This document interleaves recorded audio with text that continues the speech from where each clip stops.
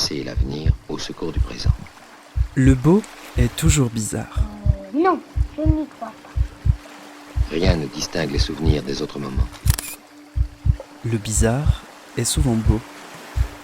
C'est cette bizarrerie qui le fait être particulièrement le beau. Le beau bizarre Non, oui, pour moi, oui. de Zineb Souleimani.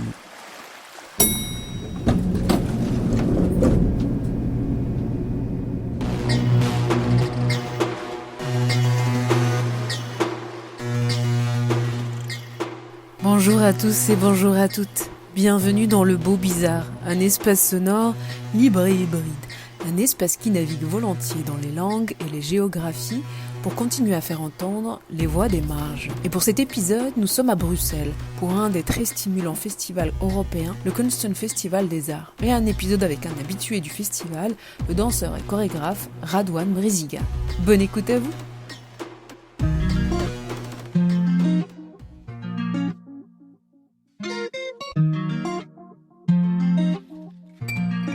Radwan Breziga, bonjour. Merci d'avoir accepté mon invitation dans Le Beau Bizarre. Vous êtes danseur, chorégraphe, mais aussi un explorateur de forme et de sens. Né à Marrakech, votre parcours vous a conduit de Tunis à Bruxelles, où vous intégrez la formation PARTS, l'école pionnière d'Anne-Theresa de Kirchmaker. Et c'est depuis cette école que vous avez fait entendre votre voix singulière, un geste qui déploie une dualité culturelle riche, une quête incessante pour hybrider, réinterpréter et réinventer les gestes, les codes et les traditions par la danse. Nous allons en parler. Mais depuis plusieurs années, le Kunsten Festival des Arts vous accompagne avec une constance rare, vous offrant l'espace pour interroger sans cesse les frontières de la scène et des gestes. C'est aussi dans ce festival que vous avez choisi de créer Magic the Desert, votre nouvelle pièce, où vous nous invitez à repenser notre rapport au désert, non comme un espace de vacuité, mais comme un véritable terrain de savoir, d'interconnexion et de sagesse. Et c'est déjà la 10e pièce que vous présentez ici au festival. Nous allons en parler, mais d'abord un mot sur ce double ancrage à Bruxelles et au Kunsten Festival des Arts. Qu'est-ce que cette fidélité et ce compagnonnage apportent à votre pratique? Bonjour et merci. Désolé, je vais switcher en anglais. For me, first, Pour Brussels, moi, tout d'abord, it's, Bruxelles, c'est chez moi. C'est ma ville aussi, comme Marrakech. I live here C'est ma ville, j'y vis depuis, je pense, 16 ou 17 ans. And big part of my artistic growing up happened here. Une grande partie de mon développement artistique s'est faite ici. 2014, Depuis 2014, le Kunsten Festival a toujours été une institution de soutien pour mon travail. En fait, presque chaque année, j'ai présenté une première au festival. Je pense que la relation avec le Kunsten Festival et Bruxelles, c'est avant tout un sentiment de chez soi.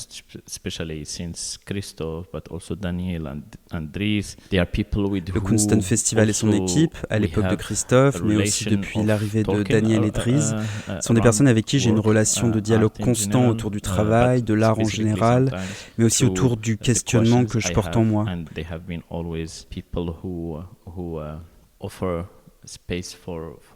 Ils ont toujours été là pour offrir de l'espace pour la réflexion et la discussion.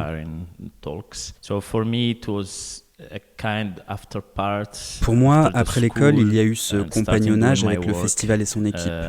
Un accompagnement qui m'a permis de m'ancrer et de me développer dans ce travail. Du festival and the team of the festival. There is a certain fidelity. Il y a une fidélité, mais aussi une continuité, une manière de m'ancrer dans un espace où l'on interroge sans cesse des questions sociales et politiques.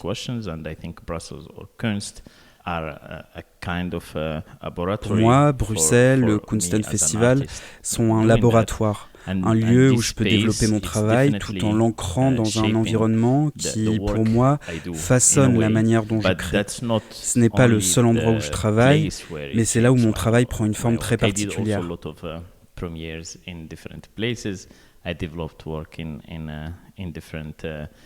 Spaces here in Brussels or in Belgium in general, but also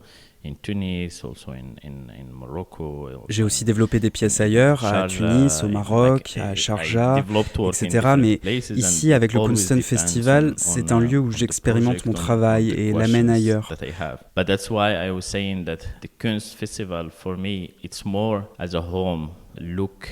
Ce qui est passionnant, c'est de créer ici et de le confronter au regard du public de Bruxelles.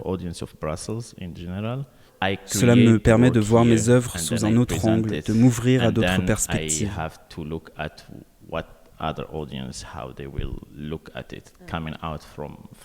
Pour continuer à creuser cette filiation bruxelloise, on va écouter le premier extrait. Je dirais donc, pour commencer, chorégraphier, c'est incarner une abstraction. Ou, pour mettre la formule dans l'autre sens, une chorégraphie, c'est une calligraphie de l'incarnation. Deuxième définition. Pour la deuxième station, je vous propose une définition d'apparence plus simple, plus triviale. La voici. Chorégraphier, c'est organiser le mouvement dans le temps et dans l'espace. Troisième chose, défier la gravité. Ma troisième station sera plus courte. Je me contenterai de pousser jusqu'à son extrême limite ma réflexion sur l'horizontal et le vertical. Ma définition précédente, je la demandais à l'oiseau. À présent, je voudrais interroger l'enfant. Quand vous demandez à un enfant de danser, qu'est-ce qu'il fait? Il saute, ouais. Il tourne. Pour l'interpréter selon mon propre système de coordonnées, nous dirons que cet enfant est plus vertical, ami du ciel et de la terre, s'il saute, et plus horizontal, ami des humains, s'il se met à tourner en ouvrant les bras. Que puis-je en déduire pour vous offrir une nouvelle définition de l'art chorégraphique, de l'art de danser? Je poserai ceci. Chorégraphier, c'est faire sauter et tourner. Me voici à ma 5e et dernière définition de la chorégraphie. C'est peut-être la plus récente de toutes, celle dont j'ai trouvé les mots le plus tard dans mon parcours. Elle ne peut d'ailleurs se comprendre, il me semble, qu'éclairée par les 4 premières. Je n'aurais pas pu commencer par elle, car elle vous aurait sans doute semblé absurde ou en tout cas un peu grandiloquente. Cela se dit comme ceci. Chorégraphier, c'est célébrer notre humanité.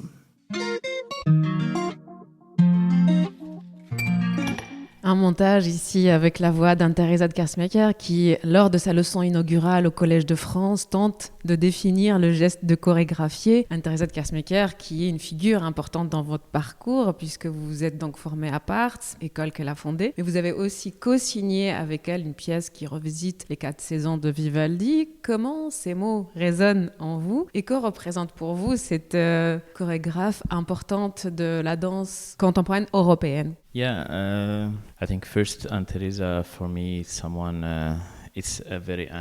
D'abord, Anne-Theresa est une artiste et une amie qui m'inspire énormément. Of course, I did the school parts where she founded, and I find that very interesting. J'ai eu la chance de faire partie de l'école Parts et ça a été une étape clé de mon parcours. Ce désir de transmission des savoirs, de réflexion, créer des espaces pour explorer la danse par la pédagogie. Son travail, son approche de la danse et de la pédagogie ont profondément influencé mon propre cheminement. Je suis chanceux d'avoir pu faire cette école. De là où je viens, c'était pas gagné. Mais le hasard et la chance m'ont mis sur le chemin de l'audition et j'ai pu intégrer cette école prestigieuse.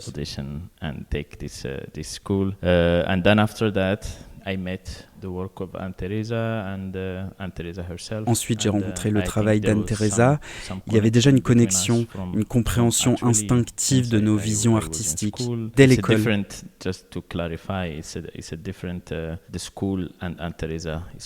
Alors il faudrait préciser qu'Anne-Theresa et l'école, ce n'est pas la même chose. Elle l'a fondée, bien sûr, mais elle n'y est plus directement impliquée, ne fait pas partie de l'équipe pédagogique. And then when I finished school, and Teresa was always curious on how I'm continuing my path. Ensuite, j'ai terminé l'école et Anne-Teresa était toujours curieuse de comment j'évoluais. Elle était présente à chaque fois que j'ai présenté un nouveau travail. Avec le temps, nous avons appris à nous connaître. So we kept a relation, me and Teresa, that we talk and we have certain connections in specific things. And with the time after Corona, there was this idea from actually the Kunst Festival, from Daniel and Dries. They suggest on us. Et puis après le coronavirus, l'équipe du Kunsten, Daniel et Dries, nous ont proposé de créer quelque chose ensemble. De danser tous les deux ensemble dans le cadre d'une création commune. Et en quelque manière, c'était une façon de célébrer la réouverture des théâtres à Bruxelles. Mais nous avons imaginé de performer la pièce dans un jardin. C'était la première fois que nous nous retrouvions sérieusement et officiellement pour travailler ensemble, et c'était très agréable.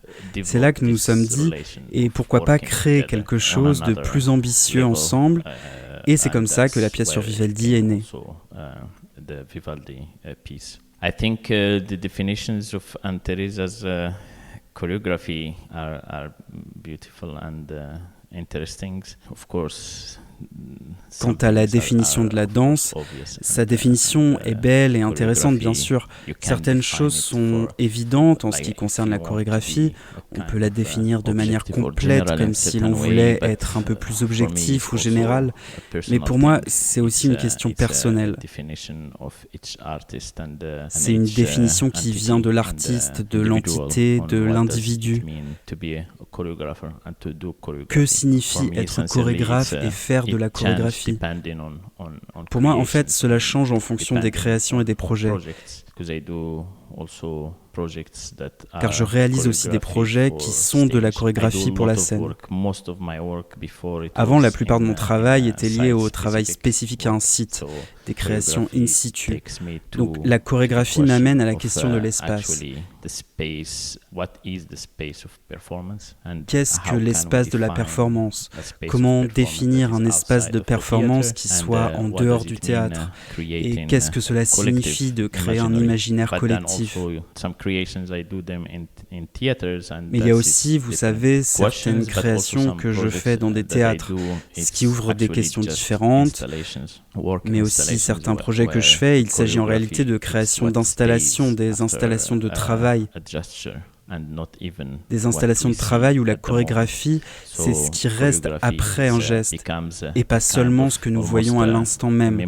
Donc c'est une chorégraphie, et cela devient presque une mémoire, plus qu'un acte présent dans le moment. Mais justement, par rapport à ce que vous disiez là à l'instant, on pourrait ajouter aussi que votre danse à vous, elle est aussi le fruit d'un calcul précis. Je pense que c'est un peu un point important, puisque vos pièces jusqu'ici répondaient aussi à une logique de partition très précise, très écrite. Les nombres sont importants dans votre travail. D'où vous vient ce besoin de calculer le mouvement, de travailler avec les calculs aussi? So I think for now, aujourd'hui, je vois cette question sous différents angles.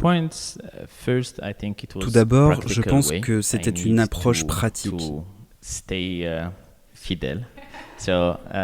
quelque chose que je ressens, quelque chose que j'ai besoin de faire. Je me sens fidèle à certains moments, à certaines émotions, à certaines situations. Et j'aime l'idée de recréer la même chose au même moment, de la même manière. Et voir comment la forme peut rester la même, mais que l'émotion et la réflexion qui l'accompagnent, ou les pensées qu'elle suscite, ou la mémoire qu'elle évoque, ou l'imaginaire qu'elle génère, changent. It's a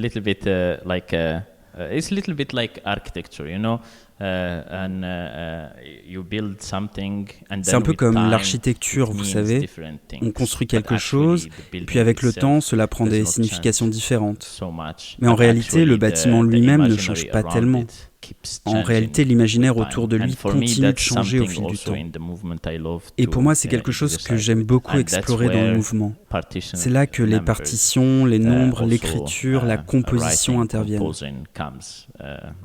Et je pense qu'en musique, dans différents domaines, since my childhood, I was always that was my Depuis mon enfance, ce qui m'enthousiasmait le plus à l'école, c'était les mathématiques et le sport. Oui. So it was for me something. It's an escape.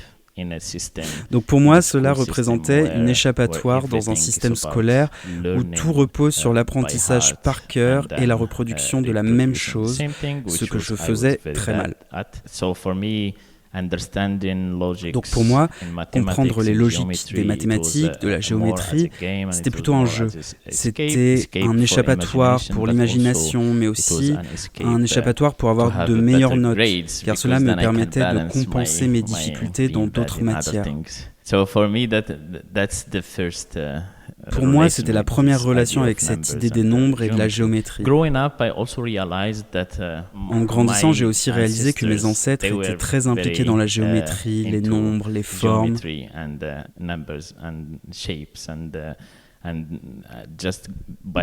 je me suis rendu compte de cela, comme jusqu'à aujourd'hui, la plus grande moitié de ma vie a encore été passée à Marrakech. Là, à Marrakech, on voit constamment cette beauté de la géométrie et des mathématiques traduites dans l'art, l'architecture.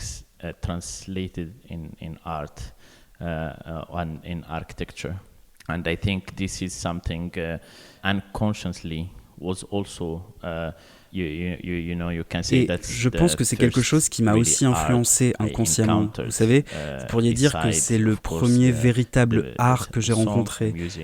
À côté bien sûr des chansons, de la musique, des récits, toutes ces autres formes d'art. Mais aussi cette abstraction, cet art qui est aussi là, non pas pour pratiquer soi-même, mais pour observer et pour contempler.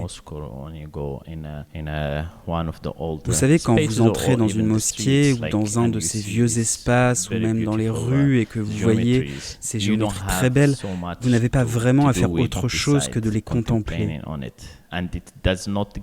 Et cela ne vous donne pas un récit, cela ne limite pas votre imagination à un récit particulier. Cela vous permet aussi de contempler comment c'est fait, comment les lignes sont croisées, comment la répétition se produit, comment les couleurs sont organisées, tout cela. Et je pense que c'est peut-être aussi une grande partie de la construction de ma personnalité en tant qu'être humain, mais aussi de mon éducation artistique.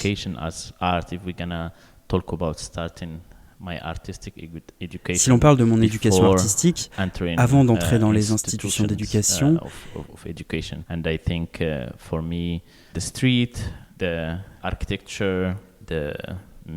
je pense que pour moi, la rue, l'architecture, la musique, les costumes, les récits qui existaient là-bas ont fait partie de mon éducation.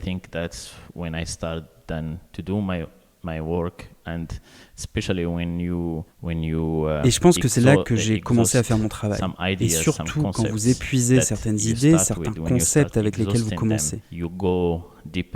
Quand vous commencez à les épuiser, vous allez aussi plus profondément dans vos souvenirs, dans vos archives personnelles. Des choses émergent parce que cela devient une nécessité, pas seulement un outil formel pour résoudre des problèmes. Donc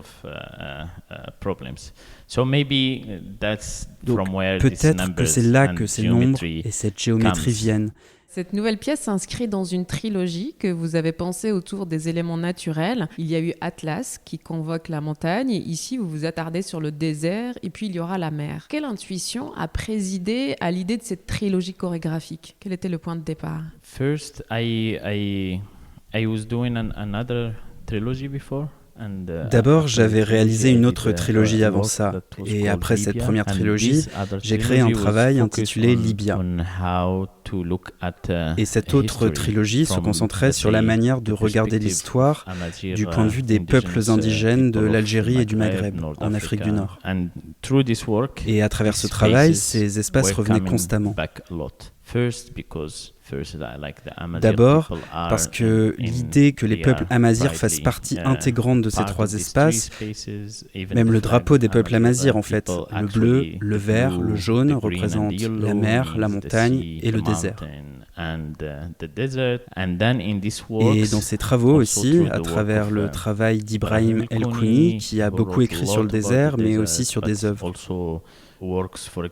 Par exemple, j'ai travaillé sur la musique andalouse, ce que l'on appelle la musique andalouse, qui a beaucoup à voir avec ses voyages en mer, en Méditerranée, et le lien entre l'Espagne actuelle et le Maghreb d'autrefois.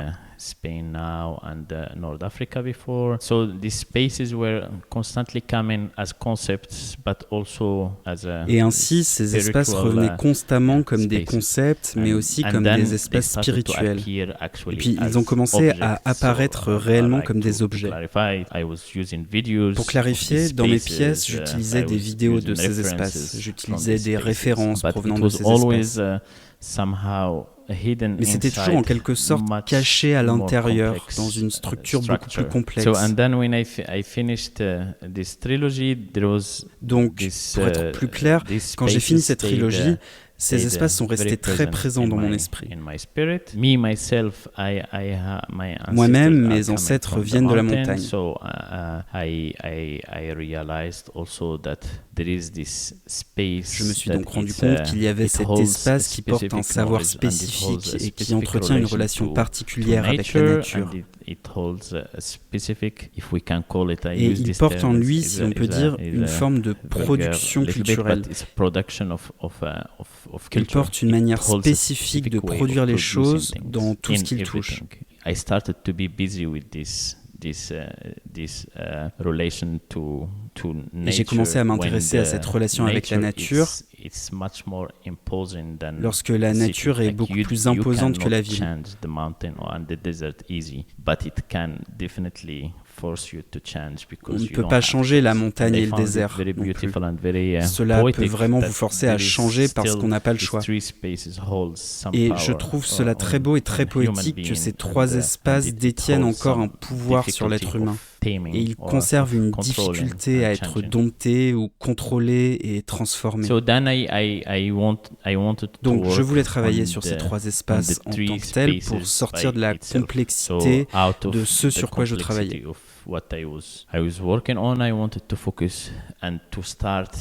Je voulais me concentrer, commencer à travailler ou réorienter l'entrée de mon travail vers ces espaces et vers une autre complexité. Alors j'ai commencé avec la montagne. Il s'agissait d'une performance solo avec moi-même en scène et ça s'appelait Atlas, la montagne.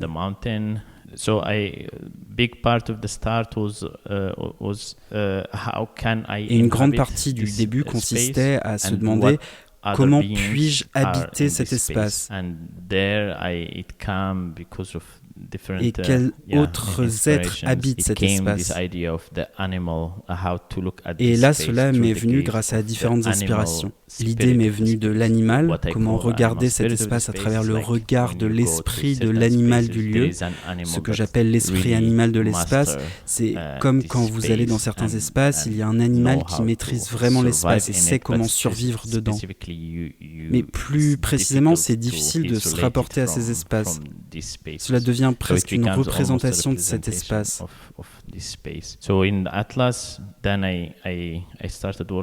Donc dans Atlas, j'ai commencé à travailler sur la chèvre sauvage de la montagne. Et il y avait moi-même essayant de regarder l'espace à travers les yeux d'une entité entre l'humain et une chèvre.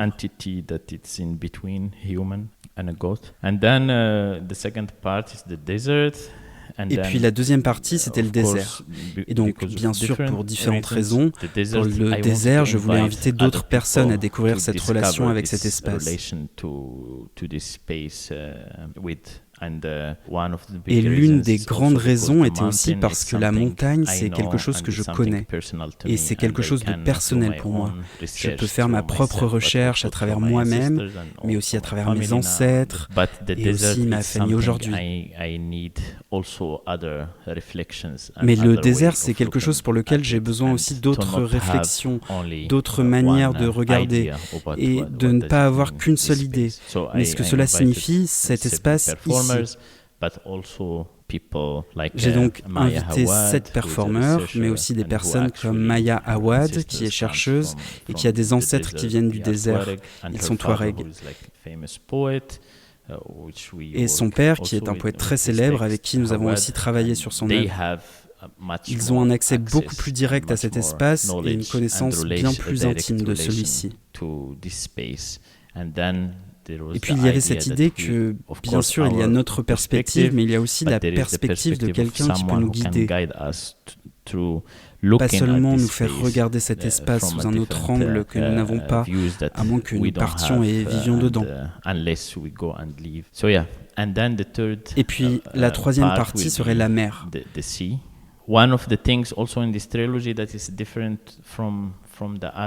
L'une des choses aussi dans cette trilogie qui est différente de l'autre trilogie que j'ai réalisée, c'est qu'elle se concentre vraiment sur l'espace comme point de départ de réflexion. It doesn't matter where the space is. So the desert of the Sahara. Et peu importe où se trouve l'espace, donc le désert du Sahara, mais aussi du désert du Golfe, aussi le désert australien ou celui des Amériques ou le désert indien, il y a certains éléments qui se répètent aussi dans la manière de se lier à l'espace.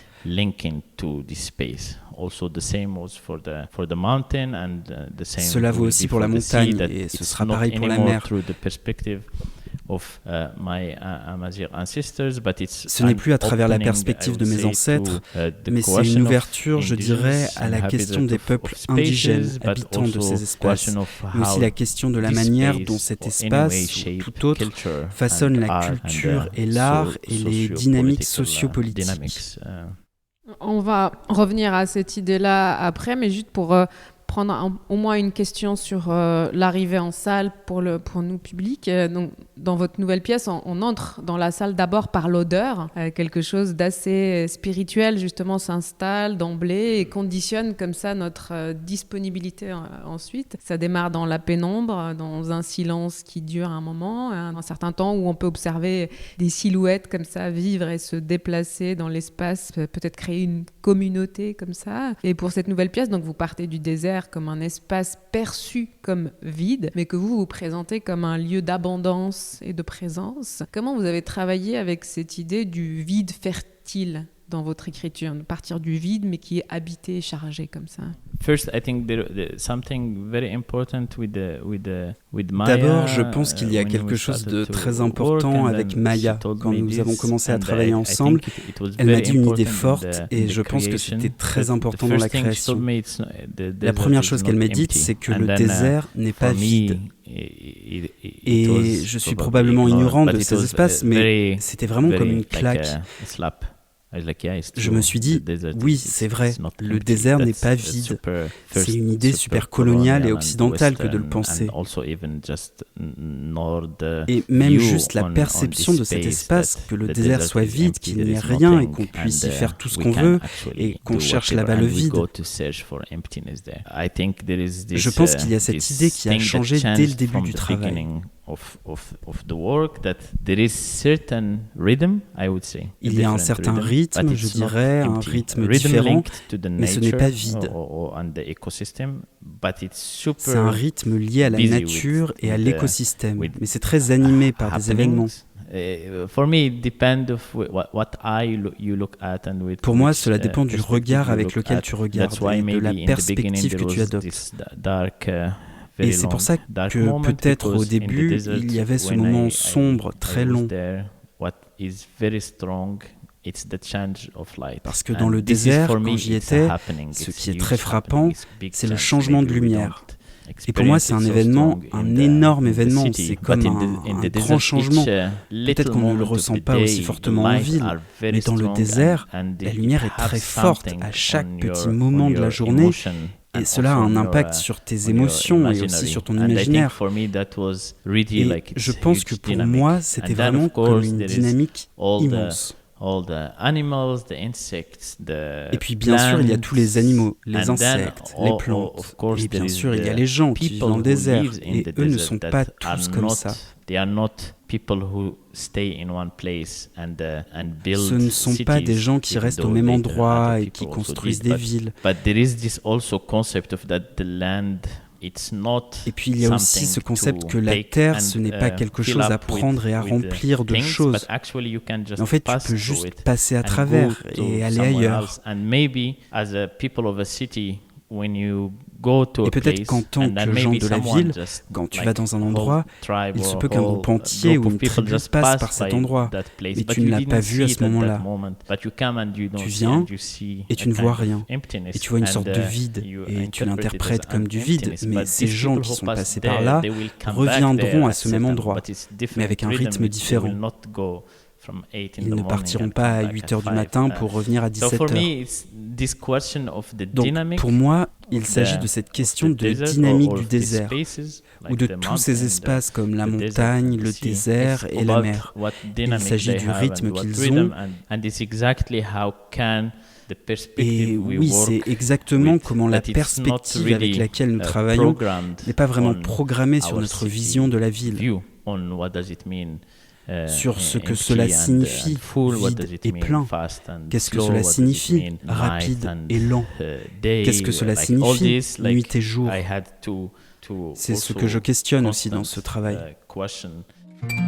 Au Maroc, la montagne et le désert sont, comme vous le disiez, peuplés par des Amazirs, des communautés qui ont été colonisées notamment par les Arabes. Ces territoires représentent en quelque sorte des espaces de résistance, résistance à l'assimilation, mais aussi contre une certaine urbanisation, justement, comme vous le disiez, figer comme ça les espaces. Est-ce que la dimension de la résistance à la captation vous intéressait aussi pour travailler avec ces paysages-là dans l'imaginaire de cette pièce? I think these spaces, I would not say Je ne dirais pas que ces espaces ont été colonisés à proprement parler, parce qu'ils ont gardé une certaine indépendance, ils ont conservé une spécificité. Je pense que c'est exactement pour cela que je voulais travailler sur cette base. Même si d'autres personnes viennent habiter cet espace, elles vont changer leur manière de vivre et de faire les choses en fonction de cet espace. Ce n'est pas comme dans la ville où, quand les Français sont venus à Casablanca, ils ont transformé Casablanca en une ville française. Donc la montagne, peu importe qui vient y vivre, ne peut pas la transformer. Elle restera la montagne. Et même lorsque certaines tribus arabes ont voyagé vers le Maroc, par exemple, et ont habité le désert, ils ont habité le désert parce qu'ils venaient aussi du désert. Ils ne voulaient pas habiter la ville ou le nord. Et puis vous trouvez d'autres tribus arabes dans le désert au Maroc. Bien sûr, il y a les Touaregs, les Amazirs, les habitants indigènes des déserts de l'Afrique du Nord. Normalement, ils voyagent dans toute la région du Sahara, mais aussi au Niger et au Mali. Pour moi, c'est exactement cela. Ces espaces n'ont pas été facilement colonisés, car ils ont en fait transformé la culture, si on peut dire, la spécificité des personnes qui viennent y vivre, et doivent s'adapter à cela. C'est une force de non-possibilité de domestiquer. Et je pense que c'est pour cela que les gens amazirs en Afrique du Nord, par exemple, ont choisi pendant longtemps aussi de se protéger dans ces espaces. Les montagnes, c'est un espace de résistance. Ce n'est pas seulement un espace où l'on vit, c'est aussi un espace où l'on se protège. Je pense qu'à l'époque de la colonisation française, les espaces qui étaient en dehors de leur contrôle sont les montagnes et le désert.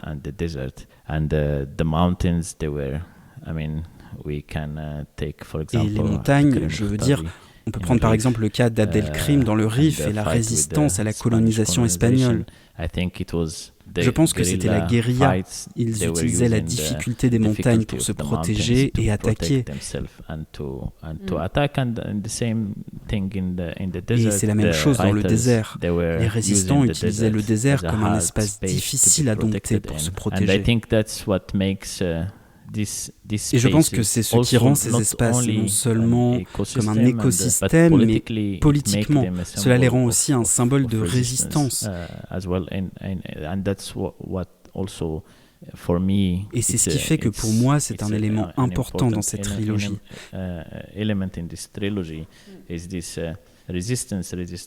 Cette résistance à la colonisation physique, mais aussi résistance au capitalisme, aussi résistance à l'urbanisation, résistance à la transformation, résistance à la mondialisation, résistance à tout cela.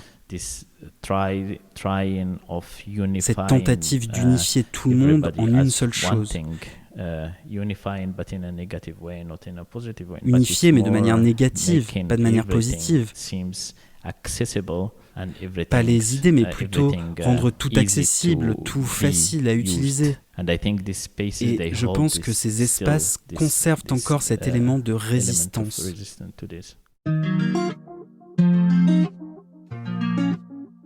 Aujourd'hui, je me réjouis de toucher la terre et de travailler avec les artisans pour mes pièces d'art, de voir la nature autour de moi, de voir les gens réels et de toucher plus à la réalité.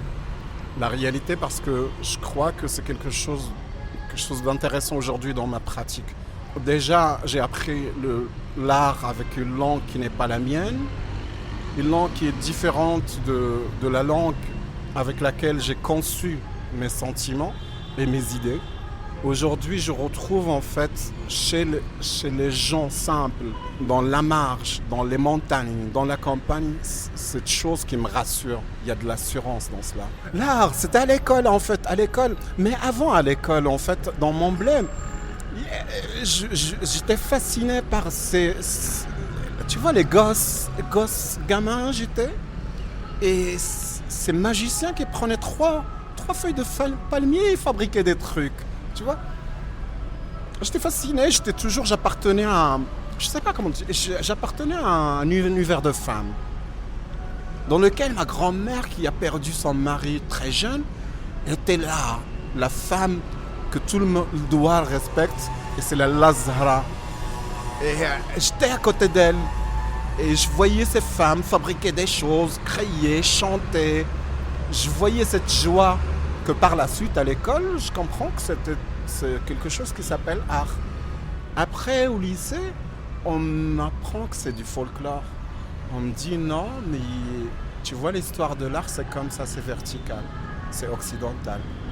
C'est un autre langage, c'est un autre discours, c'est une autre posture, c'est une hiérarchie. Moi, je suis amazigh plutôt. Je suis amazigh, c'est une belle langue, la mazirité. La mazirité, avec la mazirité aujourd'hui, je découvre beaucoup de choses. Je redécouvre tout le temps. Je sais pas, c'est comme si j'ai subi à un moment donné dans ma vie 2 fractures. La première fracture, c'est quand je suis rentré à l'école. Ils ont commencé à m'apprendre que ma culture ne valait rien, qu'il fallait tout effacer, qu'il fallait changer d'imaginaire. Deuxièmement, avec ma langue maternelle, j'avais nourri plein de questionnements quand j'étais petit. Je me retrouvais à l'école et on m'oblige à se taire et on me demande juste de répondre, d'écouter, de répondre. Je crois avec la mazirité aujourd'hui, dans ma pratique aujourd'hui, je reprends ce pouvoir de re-questionner et je reprends mon imaginaire. Je crois que l'imaginaire de cette amazirité a un effet de remédiation sur moi.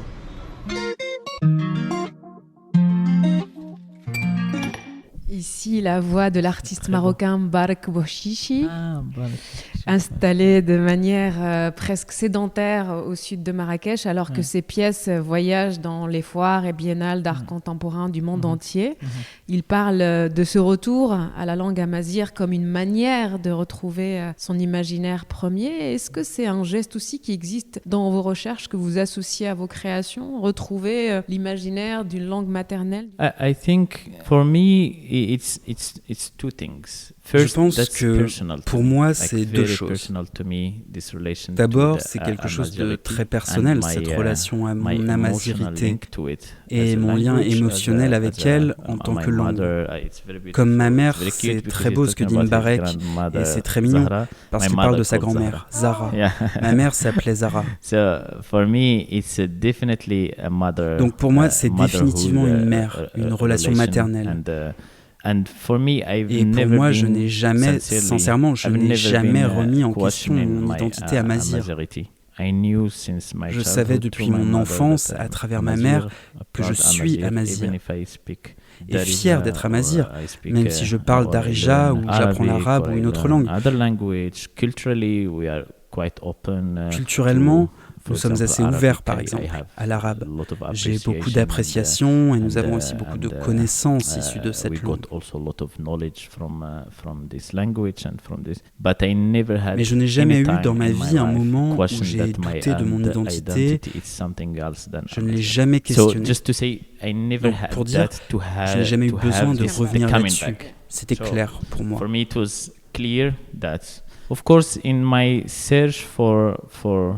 C'est bien sûr dans ma quête de connaissance. Et là, je pense que pour moi, la deuxième chose, c'est la recherche de la connaissance. Et puis l'imposition de certains types de connaissances.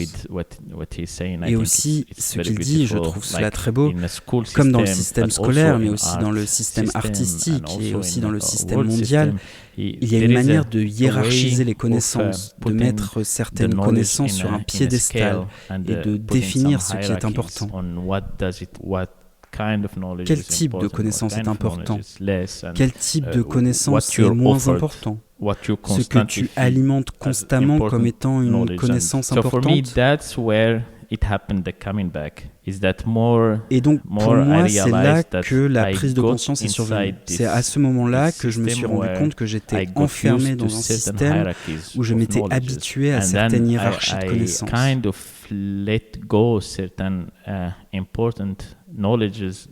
Et puis j'ai un peu lâché prise sur certaines connaissances importantes qui avaient aussi façonné mon art et mon humanité.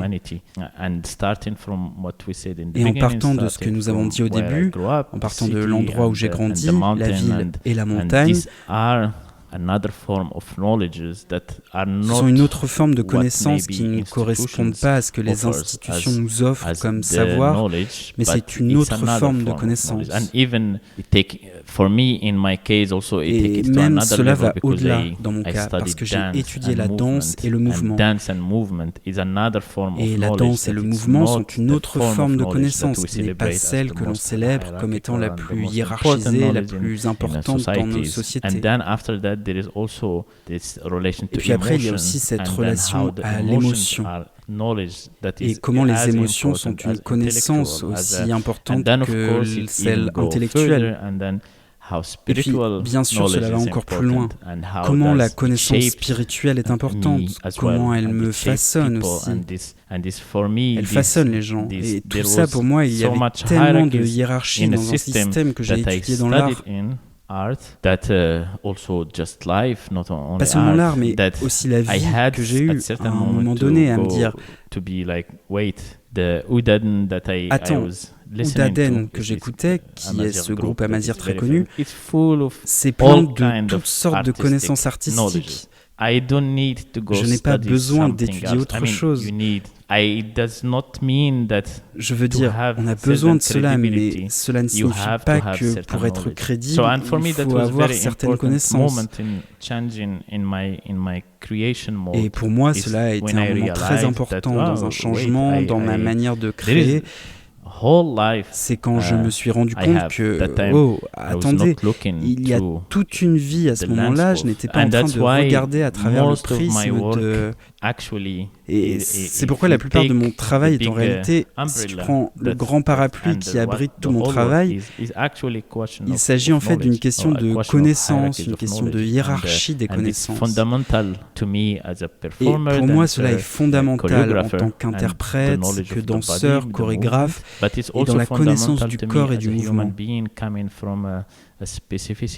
Mais c'est aussi fondamental pour moi en tant qu'être humain venant d'une spécificité de peuples qui ont vécu à certains moments dans certaines marginalisations. Mais je ne le vois pas comme cela. Aussi pour moi, je pense que ce que Mbarek dit est magnifique. Nous n'avons pas quitté cela. Vous savez, nous ne sommes pas en France ou dans un autre pays où en tant que diaspora ou minorité, vous ressentiriez que votre identité est vraiment en question. Bien, nous n'avons pas eu de questionnement sur notre identité. Nous savons qui nous sommes. Mais cela n'a pas toujours été super visible à certains moments. Mais nous la vivons. Nous n'avions pas besoin non plus qu'elle soit super visible. Quand tu vas à la campagne, quand tu vas même dans certaines villes du Maroc, tu vas à Agadir ou en Algérie, tu vas à Gujarat ou en Tunisie, tu vas à Douirat ou en Égypte, si tu vas à Siwa, etc. Tu vis ton amazirité sans te poser de questions. Justement, il y a une question intéressante avec ça que je voudrais raccrocher à la construction de la modernité. Pour moi, la modernité, elle s'est construite sur une série d'exclusions quand même, exclusion de certains corps, de certains gestes et de certains savoirs, alors que la pratique vernaculaire permet un autre mode d'attention. Une attention justement aux gestes, au silence et aux mémoires souterraines. Et dans ce sens, c'est aussi une résistance à l'homogénéité. C'est une manière de normaliser les pratiques. Est-ce que vous considérez votre pratique comme une pratique vernaculaire qui vient de se frotter comme ça à la modernité? Et comment vous entendez cette pratique-là du vernaculaire? I think I definitely identify and register in this Je pense que définitivement, je m'identifie et je m'inscris pleinement dans ce mouvement, si on peut l'appeler ainsi. Pour moi, il s'agit exactement de cela, de cette résistance à l'homogénéisation et à la modélisation. Et je pense, bien sûr, à la modernité. Ce que je dis souvent, c'est que lorsqu'on parle de ces hiérarchies de savoir, je dis toujours, regardez, vous savez, la forme de savoir que nous avons aujourd'hui, le savoir le plus apprécié, ainsi que cette idée de spécialisation qui exclut certains savoirs au profit des plus importants, ceux qui sont jugés comme les plus valables, c'est un fait, on ne peut pas y échapper, cela nous a mené à une catastrophe. On peut en rêver, mais cela ne changera pas. On peut rêver à cela, à l'humanité. Bien sûr, nous avons survécu à beaucoup de choses. Et la médecine a fait d'énormes progrès. On ne mourra plus dans la cinquantaine, et puis nous pouvons voyager plus rapidement, et toutes ces choses liées à la technologie, c'est bien, blablabla. Mais il y a aussi aucune issue face à la catastrophe. Donc pour moi, la question de cette modernité est essentielle. Et qu'en est-il du savoir qui a été sélectionné? Quel savoir représente l'humanité? Et pourquoi exclure tout ce qui concerne la technique, le mouvement, le spirituel, l'émotionnel, les choses qui ne sont pas claires, comme vous savez, l'opacité du glissant, toutes ces choses que nous ne comprenons pas et que nous avons juste exclues. Et cela se fait pour des raisons pratiques, pour survivre, disons. Mais en réalité, dans ce que les scientifiques disent aujourd'hui, la Terre se dirige vers une catastrophe. Et pour moi, cela veut dire quelque chose. Cela nous parle de qui décide quel savoir est important et qui décide que nous devons tous pratiquer de la même manière, résoudre ou trouver des solutions. To practice the same way of fixing or of finding solutions, and I think it's exactly about this. What happened that all universities, all schools Ce qui est arrivé, c'est que toutes les universités, toutes les écoles, vous savez, ont été occidentalisées depuis le XVIIIe siècle. Nous allons et nous occidentalisons dans toutes les universités. Vous pouvez aller à Delhi, vous pouvez aller à Abu Dhabi, à Marrakech, vous pouvez aller à Dakar. Vous trouverez la même forme d'enseignement dans toutes les universités et écoles.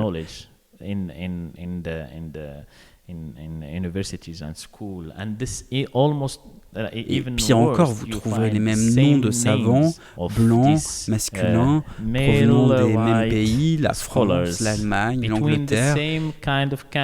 France, Germany, England, and excluding lot of other European countries, excluding females, excluant beaucoup d'autres pays européens, excluant les femmes, excluant d'autres chercheurs qui ont proposé d'autres manières de voir le monde et d'autres manières de penser la relation à la Terre, aux animaux, à l'esprit, à l'humanité.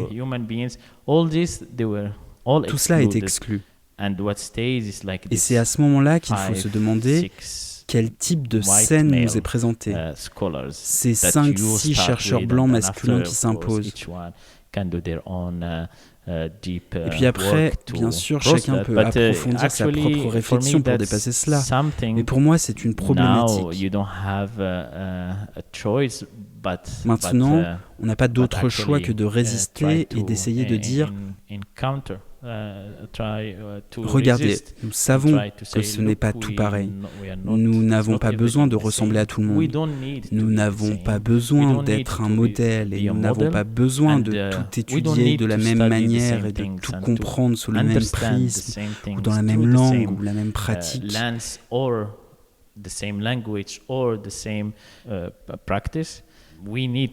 Il faut qu'on résiste à cela, parce que cette forme nous mène droit à une catastrophe.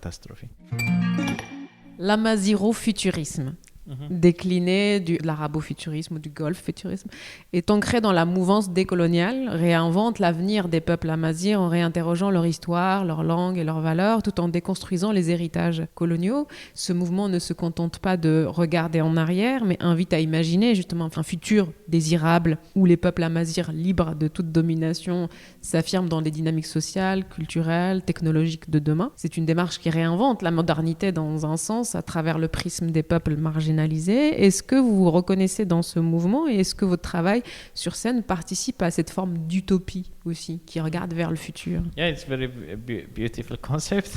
C'est un joli concept. Yes, there is something about the Je pense que oui, il y a quelque chose concernant le futur des peuples. Amazigh people. But sincerely, I would Mais je dirais sincèrement que je serais prudent pour ne pas que cela devienne une libération isolée des autres dynamiques. Et je pense que pour moi, j'apprécie beaucoup ces mouvements radicaux qui envisagent le futur à partir d'aujourd'hui. Mais le seul problème, c'est que nous ne savons pas ce qu'est le futur. Et l'autre problème aussi est qu'il existe un danger de prendre le pouvoir. Et je pense que c'est exactement ce que dans la culture amazigh et mes ancêtres que j'admire, ils sont très inspirants. Ils ont survécu sans être le centre du monde. Ils ont survécu, gardé leur culture, leur langue, leur histoire, leurs costumes, leur fierté, tout cela sans avoir besoin d'être au centre du monde. Et pour moi, il y a là quelque chose à apprendre des peuples amazirs. C'est au-delà de la question de prendre le pouvoir à quelqu'un d'autre ou d'exclure quelque chose. Pour moi, quand on parle de l'afrofuturisme, du futurisme amazigh ou de l'arabo-futurisme, il y a ce sentiment, peut-être que je me trompe, mais il y a ce sentiment où nous voulons arriver quelque part où nous sommes le centre, même pour nous-mêmes. Nous sommes le centre, où nos enfants sont les nôtres, et je pense que là, c'est définitivement en contradiction avec l'indigénéité. Et je pense, ou avec l'idée de comment lier à la nature, et non pas lier, mais vraiment comment regarder à travers le prisme de la nature. Ne pas être en dehors d'elle et la regarder, mais comment la regarder à travers elle, et être conscient que l'on ne peut pas être seul. And be aware that you cannot be alone. Il y a des adaptations constantes et un mouvement constant. Et vous devez être ou ne pas l'être. Mais il s'agit d'être conscient. To be aware of that survival, it means links. La survie, cela signifie lien. Comme vous ne pouvez pas survivre seul. Cela signifie lien. Et ce lien, vous le définissez parce que vous connaissez votre propre spécificité, si l'on peut dire. Et pour moi, c'est là, nous revenons à la terre de ma mère. Il y a cette chose chez les Amazirs, ou du moins chez mon peuple Amazir, ou mes ancêtres et les gens que je côtoie. Il n'y a même pas de question de savoir où nous allons dans le futur. C'est comme si nous sommes déjà dans le futur et que nous y sommes, et nous sommes avec nos voisins comme les subsahariens, les méditerranéens, les arabes. Nous y sommes. Nous ne pouvons pas y réagir. Et je pense qu'il y a peut-être ce concept que j'aime, la poésie de cela, et la poésie, c'est très inspirant dans le travail et l'imaginaire. Et en fait, mais aussi pour moi, c'est juste le définir ou être prudent sur ce que cela signifie, pour qui et comment. Magically Desert sera présenté dans le cadre du Festival d'automne à Paris au Théâtre Public de Montreuil du 15 au 18 octobre 2025. C'était Le Beau Bizarre, un podcast du studio indépendant Audio Sauti, disponible sur les plateformes d'écoute. Sachez que si vous appréciez ce travail, que vous pouvez le soutenir sur Tipeee. Merci de votre soutien et merci de votre écoute.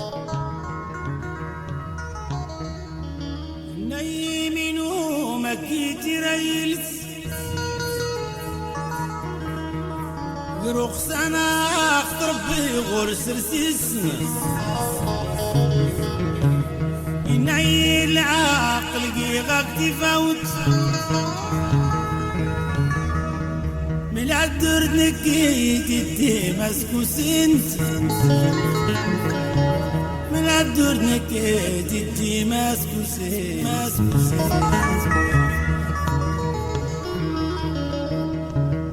إنايد ولو رقيقة خممت نكينا يقاني تدرت لساس الناس نكينا يقاني تدرت لساس